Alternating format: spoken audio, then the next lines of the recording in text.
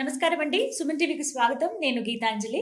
ఇవాళ మనతో పాటు ఉన్న అతిథి థింక్ ట్యాంక్ అలాగే అభ్యుదయ ఫౌండేషన్ సీఈఓ నందకిషోర్ రెడ్డి గారు. ఎన్ని దేవాలయాలండి! ఒకటా రెండా? వేలల్లో ఉన్నాయి. వాస్తవానికి లక్షల్లో ఉన్నాయి దేవాలయాలు. అయితే అందులో ఇంకా రిసెర్చ్ చేసి వాటిని ఇంకా ఫిల్టర్ చేసి మనకి ఏవి ఉపయోగపడతాయి, నిత్య జీవితంలో మనం ఎదుర్కొనేటువంటి చాలా సమస్యలు కొన్ని దేవాలయాలకు వెళ్తే వాటి నుంచి బయటపడే మార్గాలుగా చెబుతూ ఉన్నారు. అయితే అవి ఎలాంటి దేవాలయాలని గత కొన్ని రోజులుగా తెలుసుకుంటున్నారు. దాదాపుగా ఇప్పటికి ఒక 30 దేవాలయాల గురించి చాలా చక్కగా మనకి వివరించి చెప్పారు. చాలామంది ఆ దేవాలయాలకు వెళ్ళి ఫలితం పొందుతున్నారండి. అది చాలా సంతోషం అనిపించింది మాకు. అలాగే మంచి అభిమానం కూడా చూపిస్తూ ఉన్నారు. ఇంకా కామెంట్స్‌లో అడుగుతున్నారు కొన్ని, మాకు ఈ ప్రాబ్లమ్ అండి, ఏ దేవాలయానికి వెళ్ళాలి, ఫలితం ఎలా వస్తుంది, అడ్రెస్‌లు ఇవన్నీ అడుగుతున్నారు కదా! ప్రతీదీ చూస్తున్నాము. వాటన్నిటికి కూడా ఆన్సర్ ఇచ్చే ప్రయత్నంలో భాగంగానే మరొక ఎపిసోడ్‌తో మీ ముందుకొచ్చాం. నందకిషోర్ రెడ్డి గారు ఉన్నారు, మాట్లాడేద్దాము. ఇవాళ కామెంట్స్‌లో వచ్చిన ప్రశ్నలు ఏవైతే ఉన్నాయో అవి వారి ముందు ఉంచబోతున్నాను. దానికి తగ్గట్టుగా ఎలాంటి దేవాలయాలు ఉన్నాయో తెలుసుకుందాం. సార్ నమస్తే అండి. నమస్కారం. చాలా సంతోషం మళ్ళీ మళ్ళీ కలవటం. But thank you. Series of videos చేస్తూ ఉన్నాము. ఎంత మంచి అభిమానం చూపిస్తున్నారు సార్ కదా, మీరు ఎక్స్పీరియన్స్ చేస్తున్నారు. అసలు నేను ఎక్కడికి వెళ్ళినా గుర్తుపట్టడం, అసలు నిజంగా మేము పడ్డ కష్టానికి ఒక ఫలితం అనేది కళ్ళ ముందర చూస్తున్నాం. అది నాకు సంతోషం అనిపించింది సార్. ఇందులో కొంత ఇంత భాగం మీకు సగం భాగం అయినందుకు. అంటే ఎక్కడికైనా వెళ్ళా నన్ను అడుగుతూ ఉంటారు, రీసెంట్గా ఇలా చేస్తున్నారు కదా అండి, అలా ఏమైనా క్షేత్రాలకు వెళ్ళినా. బట్ ఆ 7 ఏళ్ల కష్టానికి ప్రతిఫలం అందడం హ్యాపీ. అది మీరు స్వీకరించండి సార్. కళ్ళతో చూడడం ఇంకా ఆనందం అనిపిస్తుంది ఫలితం పొందుతున్న వాళ్ళు. అయితే కామెంట్స్ లో కొంచెం విచిత్రంగా కూడా అడుగుతున్నారు సార్, వీటికి దేవాలయాలు ఉన్నాయా అని. అలాగే బాగా ఇంట్రెస్టింగ్, ఇది నిజమే కదా, అసలు ఇలాంటి దేవాలయం ఉంటుందా అనిపించేటువంటి ప్రశ్న. పూర్వజన్మ స్మృతులు. పోయిన జన్మలో అసలు మనం ఏంటి, పూర్తిగా మన జన్మ ఏంటి అని తెలుసుకోలేకపోయినా కనీసం ఎంతో కొంత ఇలా హింట్స్ ఇచ్చినట్టుగా తెలుస్తుంటాయి కదా సార్. కొన్ని జ్ఞాపకాలు అంటారు. అంటే కొన్ని ప్లేసులకు వెళ్తే ఎక్కడో చూసినట్టుగా ఇలాంటి ఫీలింగ్ వస్తూ ఉంటుంది. అదేంటో అనుకుని వదిలేస్తూ ఉంటాం కొంతమంది మనుషులను కలిసిన. కానీ పూర్వజన్మ స్మృతుల్ని మనకి తెలిపే దేవాలయాలు అసలు ఉన్నాయా, ఉంటే గనక ఎక్కడున్నాయి, ఎలా వాటిని మనం తెలుసుకోవచ్చు, ఏమైనా ప్రక్రియ ఉందా? చాలా పెద్ద ప్రశ్న. సో ఇవి యాక్చువల్గా యుఎస్లో యూకేలోనే ఇంట్రెస్టెడ్ అనుకున్నాం, ఎందుకంటే చాలా ఇన్స్టిట్యూట్స్ ఉన్నాయి వీటిపైన. సో మీకు పాస్ట్ లైఫ్ కర్మ, మీకు ఒక హిప్నాసిస్ చేసి మిమ్మల్ని ట్రాన్స్ లో తీసుకెళ్ళి ఆ ట్రాన్స్ లో నుంచి పుల్ అవుట్ చేయడం అనేది చేసేవాళ్ళు పద్ధతిగా.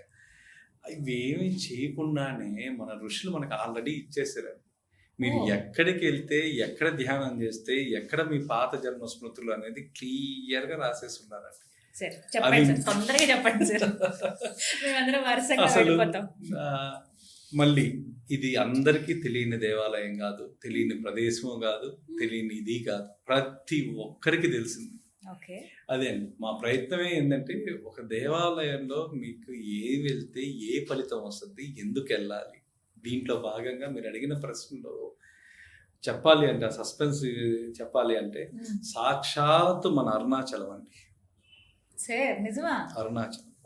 అరుణాచలంలో తెలియని ఇంకొక సీక్రెట్ ఏంటంటే, ప్రతి ఒక్క యోగులు కానీ సాధకులు కానీ అక్కడ ఎందుకు ఆ గిరివాలం వెనకాన ఎప్పుడు ధ్యానంలో ఉంటారు, ఎందుకు ధ్యానం చేస్తారు అనే దానికి శాస్త్రోక్తంగా చాలా నీట్గా రాసిన్నారండి. దాంట్లో ఎవరైనా అరుణాచలం మీరు గిరి ప్రదక్షిణ చేయాలి, గిరి ప్రదక్షిణ చేసి వచ్చిన తర్వాత గుడి వెనక వైపు ఒక ద్వారం ఉంటుంది, ఒక గేట్ ఉంటుంది.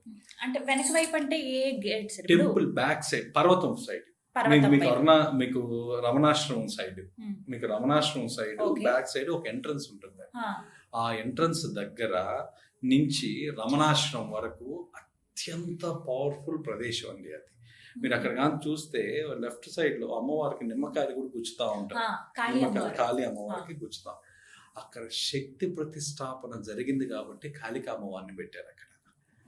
రమణులు ఎందుకు అక్కడ ధ్యానం చేసేవాళ్ళు అంటే, ఆ ప్రదేశంలో మీ మెదడు, మనస్సు ఇవన్నీ కూడా ఎప్పుడు చైతన్యవంతంగా ఉంటాయండి, యాక్టివేట్ అవుతాయి. రెండోది వచ్చేసరికి ఇక్కడ ఉన్న శివుడికి పేరే జ్ఞానాగ్ని అని, ఆయన పేరే జ్ఞానాగ్ని. జ్ఞానాగ్ని, అతను జ్ఞానాన్ని ఇచ్చేవాడు ఆయన, శివుడు అక్కడ ఉండే అతను. సో ఈ జ్ఞానంతో పాటు ఎవరైతే గిరి ప్రదక్షిణ చేసి వస్తారో, మీరు ఇక్కడ ఒక 108 సార్లు ఓం అరుణాచలాయ నమః అనే మంత్రాన్ని జపిస్తారో, చెప్పించిన 108 సార్లు తర్వాత ఒక 20 నిమిషాలు మీరు ఒక డీప్ ధ్యానం ట్రాన్స్ కుదురుతుందండి. ఆ ట్రాన్స్లో మీకు ఒక విజన్ లాగా కనిపిస్తుంది, ఒక విజన్ కనిపిస్తుంది అండి. ప్రతి ఒక్కరు దాదాపుగా ఇప్పటికీ 100కు 60 మంది చేస్తే 60లో 59 మందికి దీన్ని ఎక్స్పీరియన్స్ అయ్యారండి. 59 మంది ఎక్స్పీరియన్స్ అయ్యారు.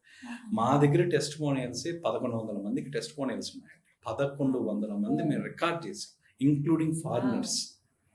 వాళ్ళకి ఎలా అంటే ఇక్కడికి వచ్చి మీరు ఆ 108 సార్లు జపం చేయడం వల్ల తర్వాత ఏమవుతుంది అంటే ఒక విజన్ లాగా తెలుస్తుంది. అంటే ఒక లేయర్ లాగా మీరు పాతది మీరు ఏం చేసేవాళ్ళు, ఒకరికి టెంపుల్ ప్రీస్ట్గా, ఇంకొకరికి ఇంకొక విధంగా, ఇంకొకరు ఏదో శివుడి దగ్గర జపం చేస్తున్నట్టు, ఇంకొకరు వర్తకులుగా, ఇలాంటి ఇమేజెస్ వచ్చాయి. ఇమేజెస్ రాని వాళ్ళకి కూడా కళలో ఒక స్వప్న దర్శనం అయ్యేది. ఆ స్వప్నంలో మీరు ఎక్కడో ఒక ప్రాంతంలో ఉన్నట్టు, ఆ ప్రాంతం మీకు సంబంధించినట్టు, ఆ ప్రాంతంలో నుంచి ఒక్కొక్కరికి ఒక డీప్ ట్రాన్స్లో వాళ్ళు మరణించిన స్థలం కూడా చూసుకునేవాళ్ళు. కానీ ఎవ్వరు అందరూ మౌనంగా ఉండేవాళ్ళు. మేము ఎక్కడ చనిపోయామని కూడా చూసేవాళ్ళంట. వాళ్ళకున్న ఎక్స్పీరియన్సెస్లో ఉన్నాయి, నాకున్న టెస్టిమోనియల్స్లో ఉన్నాయండి. సో ఇవన్నీ కూడా ఎక్కడ జరిగేవంటే మన అరుణాచలంలో జరిగేవి. మౌనంగా అందరూ మీరు కానీ చూడండి, స్కందాశ్రమానికి పైకి పోయేవాళ్ళు, రమణాశ్రమం కాడి నుంచే మీకు ధ్యాన ప్రక్రియ అనేది మొదలవుతుంది. మీకు టౌన్ అంతా ఇక్కడ ఉండి ట్రాఫిక్ అంతా ఎంత ఉన్నా మీకు ఆ ధ్యాన సాధన ప్రక్రియ అనేది ఎక్కడ మొదలవుతుంది అంటే అక్కడి నుంచే మొదలవుతుంది. అందుకే రమణలు చెప్పిన దాంట్లో కూడా చెప్తారండి, నేనెవరు అని తెలుసుకోవాలా అని ఎప్పుడైతే మీ మనసు కనిపిస్తుందో మీ గత జన్మ తలుపులన్నీ ఓపెన్ అవుతాయంటండి. అది ఒక అరుణాచలంలోనే. అందుకే ఆయన అరుణాచలాన్ని మొదటిగా అతను తపస్సు చేసి ఇవన్నీ చేసిన వ్యక్తి ఎవరన్నా ఉన్నారంటే భగవాన్ రమణులే ఉన్నారు. తన అసలు ఇది దేనికి పనికొస్తుంది, ఎలా పనికొస్తుంది, ఎందుకంటే ఇవన్నీ కూడా మన గత జన్మకు సంబంధించిన మెమరీస్ అన్నీ కూడా మన సబ్ కాన్షియస్ మైండ్లో రిజిస్టర్ అయి ఉంటాయండి. ఇవన్నీ అన్లాక్ చేసే ప్లేస్ ఏదన్నా ఉంది అంటే కేవలం ఇది అరుణాచలం. ఆ తర్వాత ఇంకొక గుడి కూడా అండి, చెప్పండి. సెకండ్ రెండో గుడి దగ్గరికి వచ్చేసరికి కుక్కీ సుబ్రహ్మణ్యేశ్వర స్వామి. ఈ కుక్కీలో సర్పక్షేత్రంలో ఏది కూడా అండి, మనం చేసిన పాత కర్మలన్నీ కూడా ఏమన్నా ఉన్నాయి అంటే ఆ పాత కర్మలన్నీ క్లీన్ చేసే ప్రదేశం ఏదన్నా ఉంది అంటే సర్పక్షేత్రం అయిన సుబ్రహ్మణ్య స్వామి, కుక్కీ సుబ్రహ్మణ్యం. దీనికి ప్రత్యేకంగా ఆశ్లేష బలి అని పూజ చేస్తారు. ఈ ఆశ్లేష బలి పూజ చేసేటప్పుడు మీరు చూడండి, మనకు కేవలం వాళ్ళు చేసే ప్రక్రియ మంత్రాలు అవి మాత్రమే కనిపిస్తుంటాయి. కానీ మీరు భక్తుల అనుభవం దగ్గరికి వచ్చేసరికి మీకు కొంతమందికి ఒక రకమైన ఇరిటేషను, కొంతమందికి ఒక డీప్ స్లీపు, ఇంకొద్ది మందికి ఎక్కడ లేని ఫ్లక్చువేషన్స్, ఇంకొంతమందికి అలా కళ్ళు మూసుకొని ఉంటే ఆ పొగకి ఏదో విజన్స్ కనిపించడం. ఇవన్నీ ఏంటంటే ఆ కర్మను క్లీన్లైజ్ చేస్తుంటాయి, మొత్తం క్లీన్ చేస్తుంటాయి. ఆ ఆశ్లేష బలి పూజ అనేది నక్షత్ర శాంతి అంటారని కాదండి, కానీ మీ డిఎన్ఏలో ఉన్న మీ కర్మలో ఉన్న దాన్ని క్లీన్ చేయడానికి ఆశ్లేష బలి పూజ. పాస్ట్ కర్మను కట్ చేసే ప్లేస్ ఏదన్నా ఉంది అంటే అది ఆశ్లేష బలి పూజ. మనకి ఈ కుక్కీలో ఈ ఆశ్లేష బలి పూజ చేయడం వల్ల కూడా ఆ కర్మలో ఉన్న ఇవన్నీ డిఎన్ఏకి సంబంధించి మన పాత జన్మ కర్మకు సంబంధించి ఏదన్నా ఉన్నా కూడా ఇది క్లీన్ చేసేస్తుంది. కాబట్టి ఈ రెండు చాలా ప్రసిద్ధ క్షేత్రాలు. తెలుస్తుందా సార్ అక్కడ కూడా మనకి మీకు సేమ్ మీకు అక్కడ పూజ చేసేటప్పుడు ఇన్స్టెంట్ గా తెలుస్తుంది. సో పూజ ఇది అయిపోయినాక కాదండి, పూజ జరిగేటప్పుడే మీకు ఆ 45 మినిట్స్ ఎంతో చేస్తారు ఒక్కొక్క బ్యాచ్ లో పూజ. ఆ 45 మినిట్స్ పూజలోనే మీరు ఎక్స్పీరియన్స్ అవుతారు. సో మనం ఆ ఇంటెన్షన్ తో వెళ్ళొచ్చు సార్. నేను బ్రహ్మాండంగా అసలు కొంతమంది సాధకులు వచ్చేదే దానికోసం వస్తారు, దాని ఎక్స్పీరియన్స్ కావాలా, ఎనర్జీని ఎక్స్పీరియన్స్ కావాలని వస్తారు. ఈ దృష్టితో పోతే మీకు ఖచ్చితంగా ఈ రెండు ప్రదేశాలు. ఇవి కాకుండా కూడా ఇంకొక సూర్య దేవాలయం ఉంది, మనం నెక్స్ట్ చెప్పుకుందాం, మంగళూరు దగ్గర. దాంట్లో కూడా మీకు ఈ గత జన్మకు సంబంధించినవన్నీ గుర్తుకొస్తాయండి. ఈ గుళ్ళు ఉన్నాయి వీటికి సంబంధించి. సో ఫస్ట్ ఇప్పుడు మన ఇవాళ ఎపిసోడ్ లో అయితే అరుణాచలం అందరు ఇప్పుడు వెళుతున్నారు, మిస్ చేసుకోకుండా ఇదొక్కటే ప్రత్యేకంగా. బట్ థ్యాంక్ యూ సార్, చాలా మంచి విషయం ఇది. అరుణాచలం అలాగే కుక్కీ సుబ్రహ్మణ్యం, ఈ రెండు. కుక్కీ సుబ్రహ్మణ్యంలో మీరు చేసుకోవాల్సింది పూజ ఆశ్లేష బలి పూజ. ఈ ఆశ్లేష బలి పూజలోనే మీకు తెలుస్తుంది. అరుణాచలంలో అయితే ధ్యానం, అరుణాచలంలో అయితే మీకు ధ్యానం గిరి ప్రదక్షిణ చేసిన తర్వాత 108 సార్లు ఓం అరుణాచలాయ అన్న మంత్రాన్ని జపించిన తర్వాత మీకు ధ్యానంలో ఒక విజన్ లాగా కనిపిస్తుంది, లేదా రాత్రి కలలో కనిపిస్తుంది, లేకపోతే ఎగ్జాక్ట్గా 4 days తర్వాత మీకు ఒక స్పృహ వస్తుంది. అనుకోకుండా ఒక స్పృహ వస్తుంది. మీరు ఎక్కడో పనిలో ఉంటారు, మీ మైండ్ తగ్గని రిజిస్టర్ అవుద్ది, ఏదో జరిగినట్టు, నేను ఎక్కడో చూసినట్టున్నా, ఏదో జరిగినట్టున్నా, ఇలాంటి స్మృతులన్నీ తిరిగి రీకనెక్ట్ అయ్యే ప్లేస్ అరుణాచలం. ఇప్పుడు ఇక మేమందరం ఆ ప్రయత్నంలో ఉంటాము. ముఖ్యంగా ఇంకొక మాట కూడా మీరు మొన్న అన్నారు సార్, అంటే దేవాలయాలకు వెళ్తున్నారు ఇలా చెప్పగానే, కానీ కొంచెం మనం అక్కడ రూల్స్ అన్ని కూడా ఫాలో అవ్వాలి అన్నట్టు చెప్పారు. మనము ఒక దేవాలయంకి వెళ్తే మనకన్నా ముందర వాడు ఎవరు వెళ్ళినా మనం తోసుకోవడం నెట్టుకోవడం వద్దని. ఎందుకంటే మీకు నిజంగా అదృష్టం ఉంటే ఆ క్షేత్ర పాలకుడి పర్మిషన్ ఉంటేనే మీరు ఆ క్షేత్రంలో అడుగు పెడతారు. అడుగు పెట్టిన తర్వాత ఆ శక్తి కేంద్రంలో మీరు అడుగు పెట్టిన తర్వాత మీరు ఎన్ని గంటలు ఉండగలిగితే అంత అదృష్టం. మీరు ఇంకా వెనకాన మనుషులను ముందుకు నెట్టి మీరు ఆగండి. మీకు ఆ శక్తి ప్రసరణ అనేది మీకు తెలియకుండా మీ బాడీలో జరుగుతూ ఉంది. కాకపోతే మనం దాన్ని యాక్టివేట్ చేసుకోకపోవడం వల్ల మనకు స్పృహలోకి రావట్లేదు. అది అంతే. ఎప్పుడైతే ఆ స్పృహ ఉన్న వాళ్ళు ఎవరు కూడా చూడండి ఆ క్షేత్రాల్లో నుంచి తొందరగా రారు బయటకి. పొద్దున పోతే సాయంత్రం దాకా అక్కడే కూర్చుంటారు. ఎందుకు మీరు ఋషులు చూడండి, ఎవరన్నా చూడండి, ఎక్కువసేపు అక్కడే కూర్చుంటారు. సో ఈ శక్తి ప్రదేశాల్లో మనం ఎక్కడికి వెళ్ళినా ఈ పరిహార కాండలో చెప్పే ప్రతి దేవాలయం ఒక శక్తి క్షేత్రం. ఆ శక్తి ప్రసరణ విపరీతంగా ఉంటేనే దానికి ఆ కెపాసిటీ వస్తుంది. పరిహారం దోషాన్ని తీయగల కెపాసిటీ దేవాలయానికి ఎప్పుడు వస్తుందంటే ఆ శక్తి ఉండాలి. ఆ శక్తి ప్రదేశాల్లో మనం ఉండాలి. అప్పుడు ఆ శక్తి మన బాడీలోకి వస్తుంది. మనకు 5 నిమిషాల్లో అయిపోద్ది, 10 నిమిషాల్లో అయిపోద్ది, అరగంటలో అయిపోద్ది అంటే మీరు అసలు ఎందుకు వెళ్తుండంటే మీకు అసలు ఫుల్ ప్రసరణ జరగాలి. శక్తి ప్రసరణ అనేది 72,000 నాడులకి వెళ్ళాలండి. మీకేదో మీరు చూసే కళ్ళతోనో మీరు చూసే దీంతోనో కాదు. ఆ శక్తి మీరు ఏదైతే అక్కడ తీసుకుంటారో అది 72,000 నాడులకి వెళ్ళాలా. 108 ఎనర్జీ పాయింట్స్ యాక్టివేట్ కావాలా. ఇంత సిస్టమ్ మీ బాడీలో జరగాలంటే మీరు ఎంతసేపు ఉండాలండి?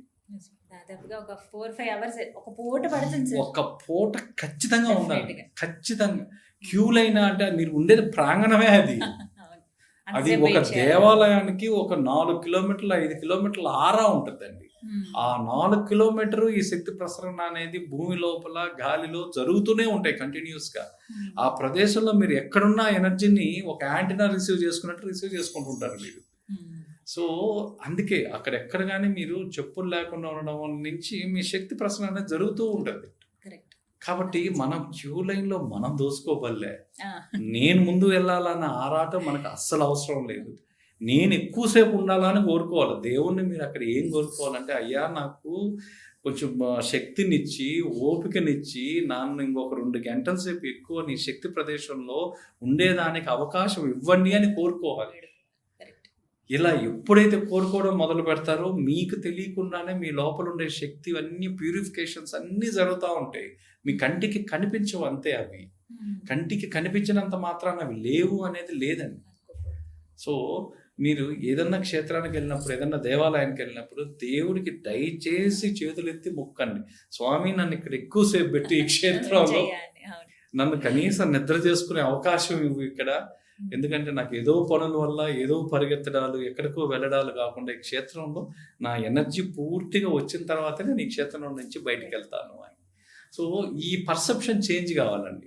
ఎప్పుడైతే ఈ పర్సెప్షన్ చేంజ్ అవుతుందో, అంటే ఇది ఎప్పుడు చేంజ్ అవుతుంది అంటే మీలో ఉండేది శరీరం కాదు ఒక శక్తి కేంద్రం అని మీరు ఎప్పుడైతే ఫీల్ అవుతారో మీ శక్తి కేంద్రాన్ని తీసుకుపోయి ప్లగ్ ఇన్ పాయింట్ చేస్తాం. ఎట్లా మనం రోజు దేవాలయానికి పోవట్లేదు, కనీసం పోయినప్పుడన్నా ఒక్కసారి మనం పోయేది.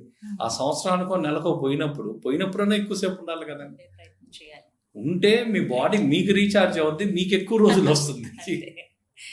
చాలా మంచి సలహా సార్ ఇది. Thank you.